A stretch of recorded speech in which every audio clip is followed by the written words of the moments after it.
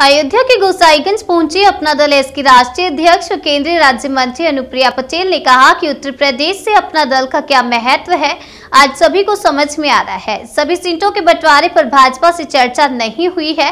चर्चा के बाद सीटों के बंटवारा होगा, उसके बाद ही प्रत्याशियों का चयन किया जाएगा।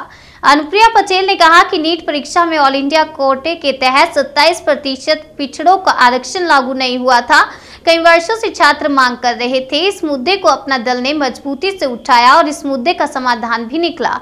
अनुप्रिया पटेल ने कहा कि अपना दल अभी भी संघर्ष कर रहा है कि पिछड़ा वर्ग मंत्रालय बने। उम्मीद है संघर्ष के परिणाम सुखद होंगे। अनुप्रिया पटेल ने कहा कि अपना दल का एक एक कार्यकर्ता जनता के बीच बना रहता है।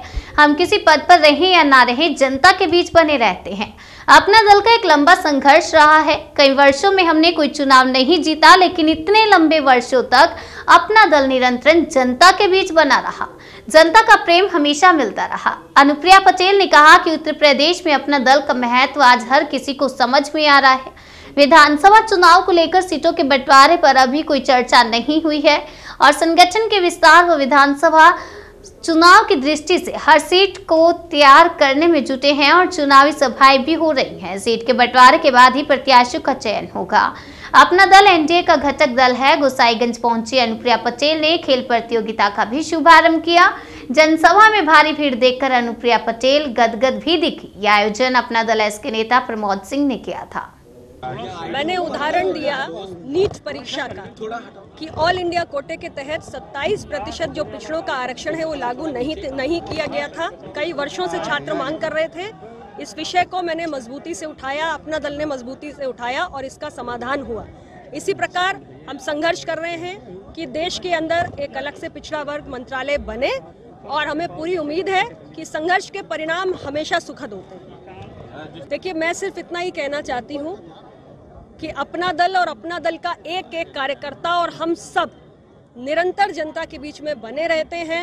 हम किसी पद पर रहें या ना रहें, अपना दल का एक लंबा संघर्ष का इतिहास है।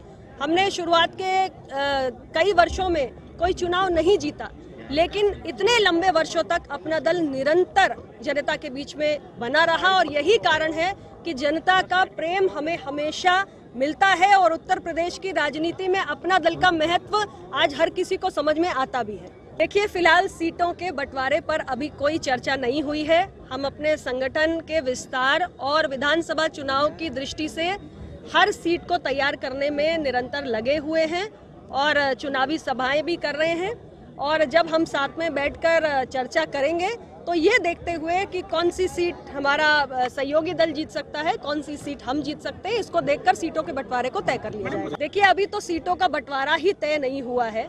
जब सीटों का बंटवारा तय होगा तब आपके सामने संख्या भी बता देंगे, कौन सी सीट हम लड़ने जा रहे हैं ये भी बता देंगे और हमारी पार्टी की राष्ट्रीय कमेटी किसको लड़ाने जा रही है ये भी बता देगी। अभी मैं कोई टिप्पणी नहीं कर सकती।